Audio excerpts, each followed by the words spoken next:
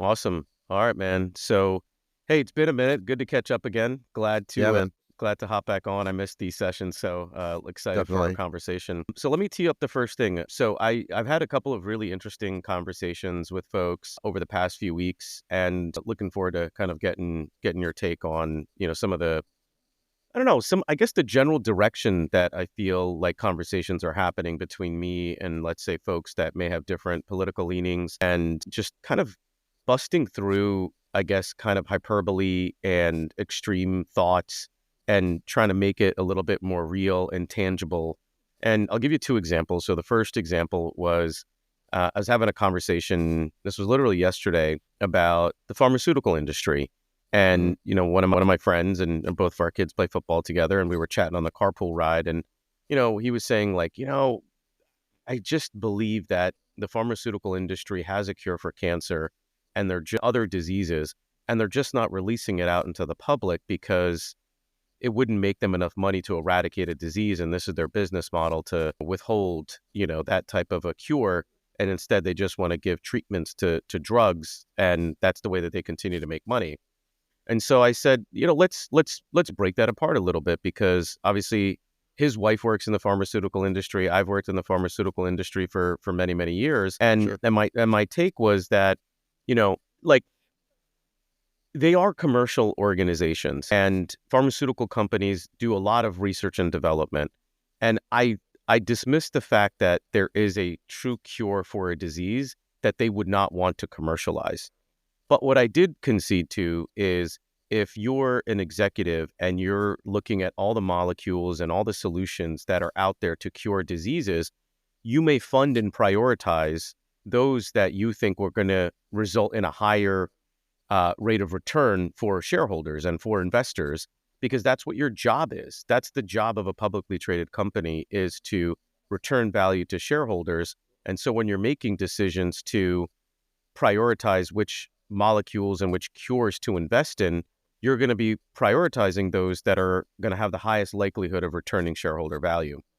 And I said, so if there's a cure out there that can, result in large sums of money to cure that disease, I think that's the way. And that if I was an executive, that's the way that I would be compelled to invest, because that's my mandate, that's my job. And he said, like, okay, like, yeah, I get that. Like, he kind of conceded the point a little bit, and then he kind of recorrected and said, like, well, no, you're right. Like, I don't think that they have a cure that they're not releasing, but I agree with Mhm. your point that how they invest and how they come up with and prioritize solutions or treatments is based on returning shareholder value. And so I just thought, like, it's a very nuanced point, but I think Hmm. it does help to kind of break up this conspiracy theory that, like, there's this big giant, cabal of people that are the puppet masters and they control everything. And I think people feel that way, and we can get into that. Like, that's like why people feel that way. I mean, he and I had a really interesting discussion about why people feel that way.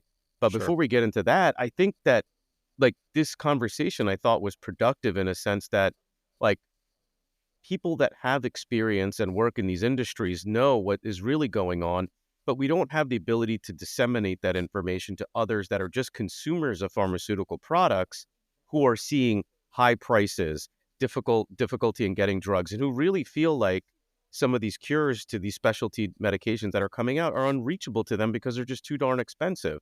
And when you kind Right. of feel that gap of, like, accessibility and from where you are, and you don't see that there's a bridge to that, you just say, like, that's just somewhere out there. That's for other people. That's for elites. Like, that doesn't help me. And then you get into this whole world of, like, well, I don't understand this. This must be a big conspiracy. So anyway, let me Right. stop there and get your take. Yeah, no, that was really interesting. I like the fact that uh, you didn't react negatively right away and you kind of talk through it. I think that is really important. And I think my knee-jerk reaction would be to would be to take that and just react negatively to it and just say, well, that's bullshit. And but that doesn't help the conversation, right? That doesn't help discourse to have that knee-jerk reaction. So I think that I commend you for that. But yeah, it's interesting. I think when people don't understand a system, that tends to happen, right? I'm kind of talking about good faith arguments, right? Where people really truly don't understand um, a system, and then to explain it away, maybe they come up with a conspiracy thing. I'm not talking about, the latest one I heard about was that, the latest hurricane was engineered somehow, which I don't even know how that would work. But I don't think those arguments are in good faith.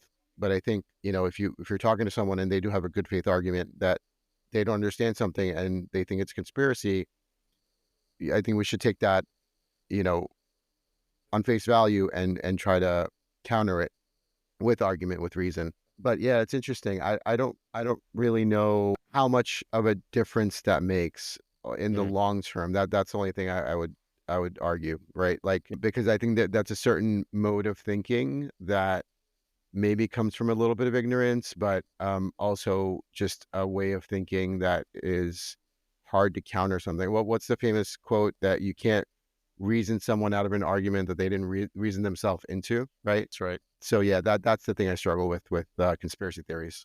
Yeah. And I think, I mean, I agree that it's an uphill battle because when you have a gap of where you are in, let's say, your baseline understanding of a concept, just like when we learn physics and chemistry in school, like you can't learn about organic chemistry without understanding some basic chemistry, the periodic table, and kind of just Sure. your fundamentals, which is why we have a public education system so that, you know, when you have a PhD scientist or when you have Albert Einstein coming out and throwing out things like the theory of relativity, if we have a society that doesn't have basic understanding of basic physics like you learn in public school, everybody's going to think that, oh, it's a conspiracy theory. Like Right. Einstein Yeah. was some, like that's how it happens. And so we've like that, like, I don't know, maybe like the gap between how far and how quickly we're advancing scientifically is just accelerating. And I think like our public school systems are failing us in the sense that we're not able to get a baseline of understanding of scientific concepts that allow society to not feel like advancement is leaving them behind. And so instead of working hard to really, to your point, the good faith point that you made is exactly right. If you don't want to take the time to learn and understand how the building blocks stack up to understand a difficult concept, then your default is going to be just some conspiracy theory. It's going to be, well, this is an explanation that's just the easiest thing and it makes sense. So I'm just going to go with that. Instead of, say, having a conversation with somebody, let's go back to the example that works in the industry. Like Mhm. people that have seen how some of these decisions get made at a large corporation that can then provide the insight to say, that's not how the system works. Like there are checks and balances in place. There is some morality. There is some ethics in some of these decisions that get made because at the end of the day, they are human. But if you are, again, don't have this just like that basic grounding, then yeah, you have to put that work in before you can come to the table and make an argument that contradicts what I would say makes sense, like a logical, that's not a conspiracy theory, that's more of a logical argument. Yeah. Yeah. It's true. So how do we fix that, dude? Like, I mean, I think there's so much that we can do just like conversationally with our Yeah. peers and our neighbors and like our group of friends that we meet with. But I mean, there's just systemic stuff that we have to fix. Like, I Yeah. mean, we talk. Yeah, go ahead. I was just gonna say, I think, yeah, more conversation. But I hate to do this, but the media has a lot of blame to take, right? Just the public discourse in this country, I think, is heavily influenced by our media, and I think they have to shoulder like a lot of that blame because obviously, we've talked about this before. The extreme voices are what make it to the media, right? And I think it drowns out the kind of middle, where you have the extreme voices on either side, but then it drowns out the people in the middle, and that's what draws eyeballs. That's what draws clicks, and unfortunately, that's the direction we've taken with our media. And uh, I hope there's a way back from that, but I don't know. But yeah, I think, to your point, more conversation, talking about it, you know, that's why I think podcasts are so important, because you do get perspectives from people who have intimate knowledge of it. There's so much gatekeeping. There was so much gatekeeping with old media, right? And there's less of that with podcasting. You can have a direct conversation with a person and get their input and get their insights into an industry, like you said. And I think that can only help, right? I think that can only help inform people and guide them and, make them believe that, yeah, maybe there isn't a conspiracy. Maybe, there's people, there's actual human beings that are working in these companies. Yeah, I think that's a good starting point. I think if we make and we go back to conversations that we've had, man, of like, why do we go through the, the doom scrolling, and why do we tune into MSNBC and Fox News? And, we know that both of these, news agencies are representing either extreme of the political spectrum. And essentially the audience just wants to go and get their dopamine hit or validation of their beliefs. And it's only going to further divide us because, just exactly like you said, like, those voices are only going to get more and more extreme to be able to keep the audience engaged. And from my experiences and these conversations that I've had, they're a hell of a lot more fun than watching MSNBC or Fox News or CNN. Oh Like, yeah. engaging Yeah. and talking with my neighbors and just having that kind of opening to say, yeah, you and I, like, I know we're on different political spectrums. Like, I know you're going to vote for Trump and I'm going to vote for Harris. Like, whatever. Like, we're on different political extremes, but I've started feeling like I'm not just judging them and saying, like, "Screw you," like, "You're an idiot," like, "How could you do that?" Like, Hmm. I'm to the point now where, like, let's just talk, because, like, continuing to polarize each other isn't working.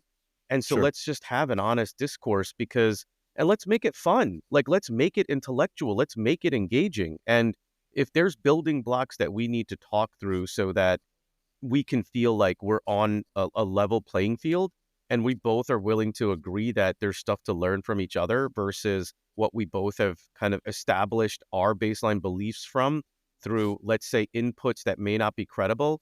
Like, let's trust each other a little bit more than we trust outside input from especially media. If they're Right. experts, if there's journals, if there's credible sources, yes, like, that should be valid. But it's like, well, dude, I heard this on, MSNBC, or I heard this on Fox News. Like, well, come Yeah. on. Let's Right. Yeah. But how do you get beyond that though? Like, I'd love to hear your tips because I struggle with that a lot. I tend to, because I know it's going to be such a contentious thing. I tend to shut down when that happens, and not pursue it. So I do need to get better about that, especially when I'm talking to people that I know are uh, may not have the same political bent as me. So yeah, I'd love to hear your tips, like actual, hard, actionable tips. yeah. So I think step one is you have to build a relationship before you earn the right to have that conversation. And the relationship Yeah. has to be built on a mutual interest. Football, Right. kids' activities, kids' sports, running, musical instruments. Like, we have so much more in common than we do different. So the first thing to start is, you don't lead with political discourse. Right. You lead with the common value, the common interest, the common shared enjoyment. I mean, this is where, like, having parties, drinking, socializing, it lets people's guards down, and you build relationships that allow you to then open the door to talk about your political positions in a more, like, civil way, because you guys have this, like, platform and baseline that you trust each other off of, because you both know that, hey, we like going out and, eating at a nice restaurant and having a Right. conversation about what's going on in our local town. And you could even start with local town politics, like, changing the speed limit on your road, or, like, should we raise our like, there's a bill out there to raise our local taxes to help the school. Like, well, Hmm. let's understand that. Is that worthwhile? I think, like, establishing a relationship, making it more local, I think those are two really meaningful steps that can help to earn the right to then get into more of a political discourse. But that does require both sides to let their guard down, to engage in a common activity that everybody enjoys. And we have to be inclusive in those. Like, invite your neighbors, even if they have a Trump sign or even if they have a Harris sign up on their lawn. It doesn't matter. Like, if you're having Hmm. a thing in your neighborhood, like, invite them over. We're all neighbors. Like, to me, that was what America was built off of. America was built off of your neighbors, taking care of them, and having a society that puts country over everything else, right? And if you put country over everything else, then you build a immediate connection that you then iterate off of to challenge your beliefs and be willing to concede that, hey, you're not perfect. And both parties needs to say that, hey, we have something to learn from each other. And if you both go into that saying, hey, we have something to learn from each other, you put the guard down and then you're willing to be open to hear what the other person has to say. So I don't know. Those are a couple that come to the top of my Yeah, mind no, of that what's worked for me. those are yeah, those are some great points. Yeah, I think breaking down those barriers is really important, right? Because otherwise we can't get past where we are now. So yeah, I'll have to take some of those tips and put them into action. But yeah, I think I've tried to. I think it's just the breaching those kinds of conversations are difficult, right? It is difficult. It is. So yeah, I think building connection outside of politics, I think is a good starting point. And listen, you and I, and this one I don't know how to fix other than like, and we have to prioritize our time and we have to look for, and when we have to look forward, but like, we're all so busy. We know how hard it is for you and I to even find time to do the pod. And especially the phase of life that we're in with child raising, career development, and also trying to kind of give back and do podcasts that we think are gonna not only help us but help for social discourse more broadly. Finding the time to spend time with our neighbors and have these conversations, I think, is really the hard part. And you have to look for these opportunities, whether it's going to your kids' sporting events and just kind of, talking and socializing a little bit, hi, hello, very casually. But then by design, having, social events within a neighborhood, within your community, and like community advocating, we all have to become part of it. We're all frustrated with our current political system. There isn't a single person that I've spoken to that is like super excited and like these are the one of these two candidates is going to really save our country. We're kind of Yeah, like I'm picking the best of what my options are. Like nobody feels like either one of the candidates that we have right now are like going to save our country. And I'm not saying that that's what we should look for in a leader. We want to kind of have somebody that we think can, you know, at least be a uniting voice and whatever. Let's leave that part like aside for now. My yeah, point is that if we don't start building and rebuilding democracy from a local level, then we shouldn't even worry about the national level because we won't get good candidates. The way to get good candidates nationally is to start building locally. And so we have to invest our time locally. Forget about the debates, forget about the national like discourse that's happening about politics because it doesn't really impact you that much. Just focus right. on your local community politics, elect good people, or run yourself. Like if you're Mm, that frustrated with it, do something and run for something locally. Join a school board, run for mayor of your town. Like join the local board, the zoning board, or whatever you want. Like participate in it. Go to a town meeting. Like go to go to your community center and go listen at a what I don't even know what they're called, like a town meeting. yeah, like council meeting or town hall Yeah, or like whatever. Yeah, exactly. yeah. No, the great tips. I think we could all stand to get more involved, but yeah, like you said, it's difficult time wise, and with everything people have going on and Yeah. kids and all that stuff. But I think it's important that we make the time. Yeah, I agree. I mean, we spent a lot of time talking about it and being frustrated with it. Like, Right. like the like, I don't know, just aggregate together the time we spend, reading news and like getting all activated and agitated about what's happening in the Right. world. And it's like, well, I don't know if I take 30 minutes and like, I don't know, just go to a town meeting. I mean, now, like, maybe a lot of towns even have Zoom meetings. Like, you might not even have to physically go. That's You might true. even be Yeah. able to Yeah. dive That's a good into like point. a Zoom or something like that. Yeah. I So, think our town does have both virtual and in person. So I think another interesting point is well, if we go back to conspiracy theories, I think some education there, right? Because yes, there have been conspiracies, right? It's not like every conspiracy theory is bullshit because right. yeah, there have been conspiracies in the past, right? And they've held it back. But I think it's important to understand that to have a conspiracy, you have to look at the scale of it, right? For something like pharma, right? If they're holding back a disease, the number of people that you would need to be involved in that conspiracy would be vast and massive. And I just don't think human beings are capable of keeping secrets that big, right? Yeah. Especially when you look at government conspiracies too. Like, let's go back to, the moon landing, right? Yeah. In order to have faked that, you're talking about thousands of scientists, thousands of people, not just scientists and camera crews and directors, and like the number of people that would have to be involved in that is just so massive that, you know, we just, if you educate people that, human beings are just not capable of keeping secrets for that long. Like, so we have what, how many years are we at? 60 years since that happened? In that 60 years, nothing came out, right? Like, Yeah. Yeah. I find that hard to believe.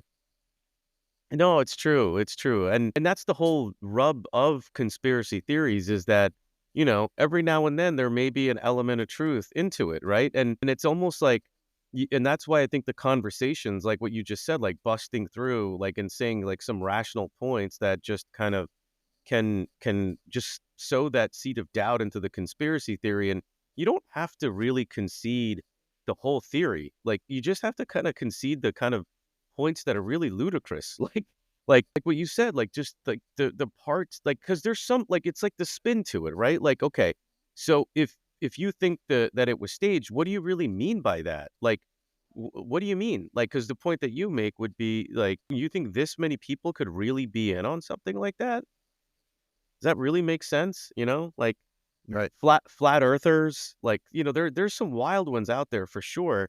You Yeah. touched on the one about the weather. And, I ended up talking a little bit to somebody about the weather one too. The same thing with the hurricane. And they like started talking about how like, isn't like, maybe there is some truth to like what we're doing with lithium mining and releasing these chemicals, and then we can release chemicals that create, reactions in the sky that cause these catastrophic events. And I started saying like, okay, that's really interesting. So That's interesting. Yeah.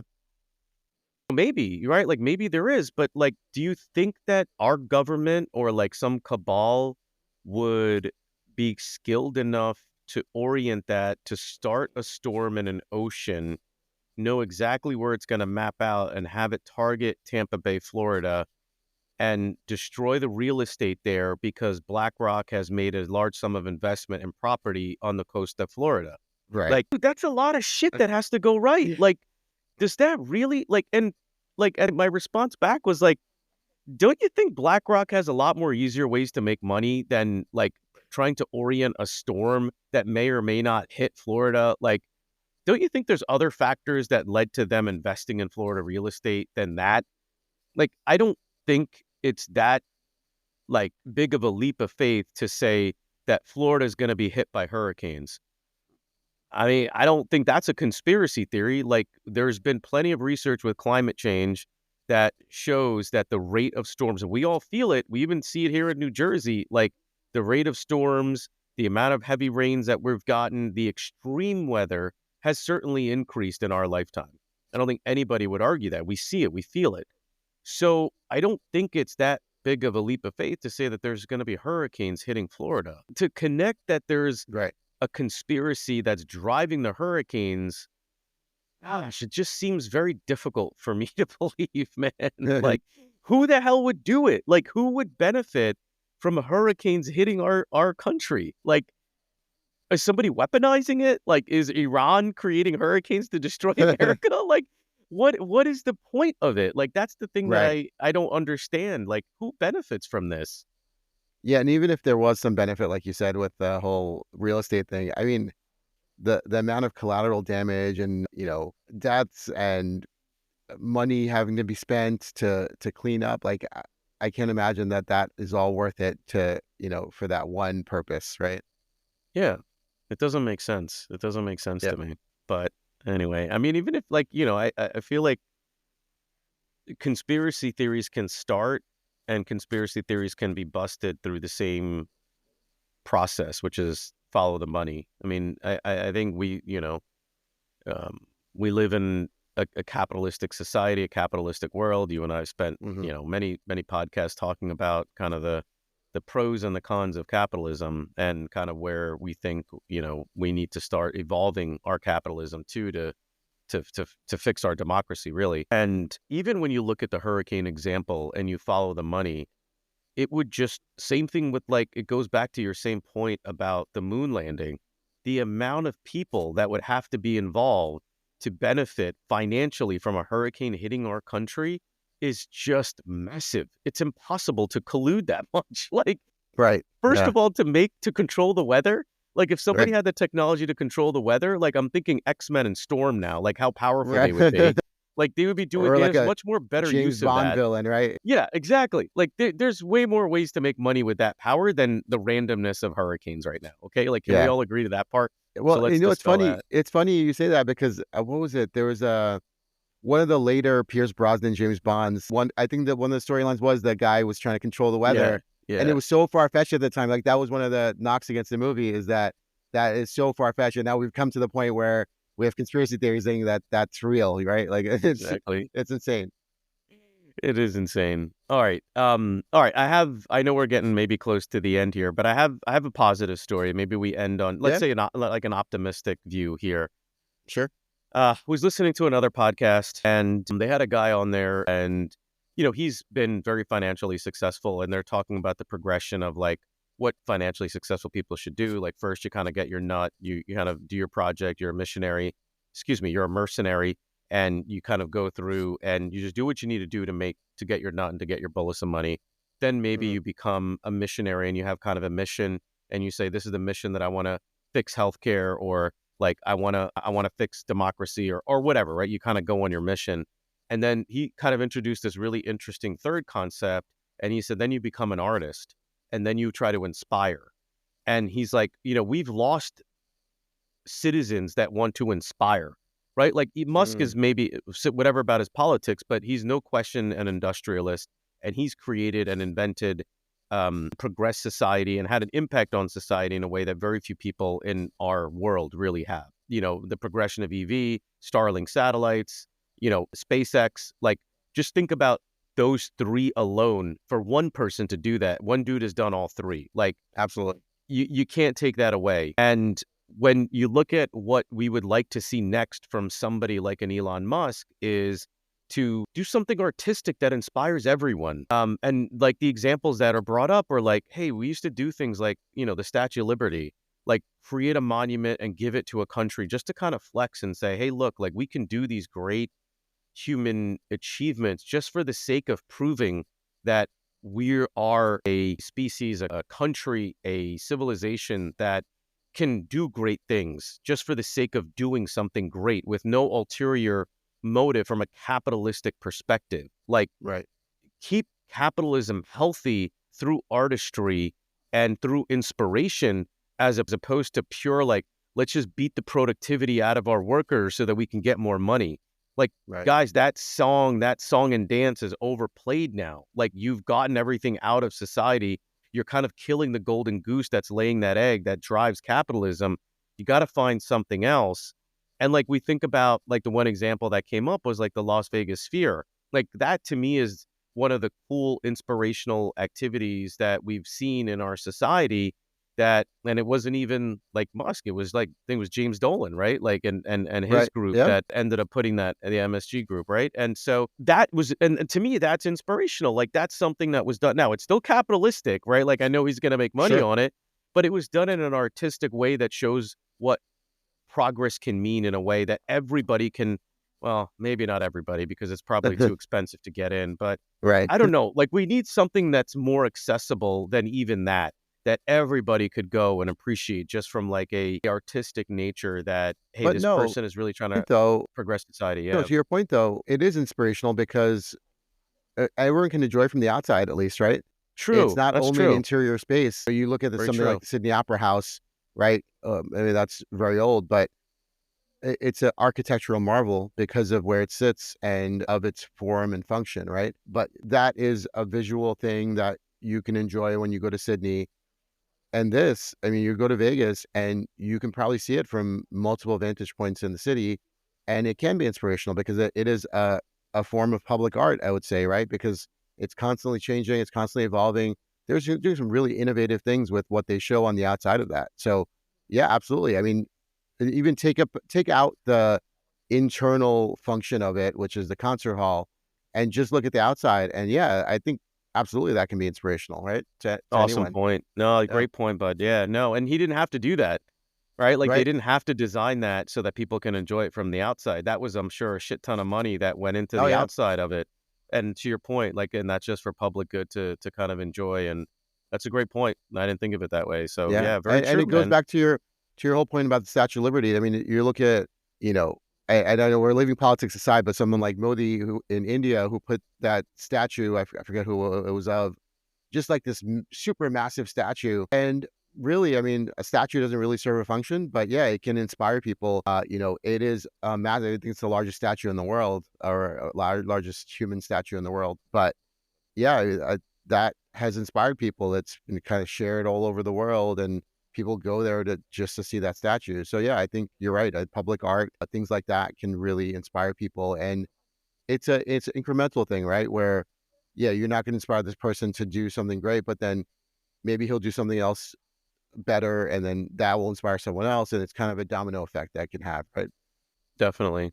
Cool, man. Well, Yeah, let's hope that we can get more of that. I mean, we need it. We yeah, need we we need we need certainly our do. leaders to inspire our society to continue to do more, and um keep us, motivated to get the best out of ourselves, and we need it. Yeah, definitely. Before we end, I did want to plug one thing. A really good friend of mine who I worked with over 20 years ago, actually. We still keep in touch. Brian Van Dyke just published his first novel, so I wanted to plug it. It is Nice. In Our Likeness by Brian Van Dyke. I Nice. just finished reading it. It is fantastic. It is based around AI. It's a story. I mean, the core of it is about AI, but it's a human story. It's about a man who's kind of struggling with an AI algorithm, and all kinds of crazy stuff happens. But it is a really great story, and I really enjoyed the novel. So I just want to plug that. Again, that's In Our Likeness by Brian Van Dyke. It's available on Amazon and Kindle and all that kind of stuff. So go out and look for Awesome. Go, Brian. it. I'll check it out myself. Awesome. All right, great. That was great, Uh, man. It was good Yeah. catching up. We'll try to get these out more regular, but Awesome. That's the pod. that's the pod. See you next time. See you next time.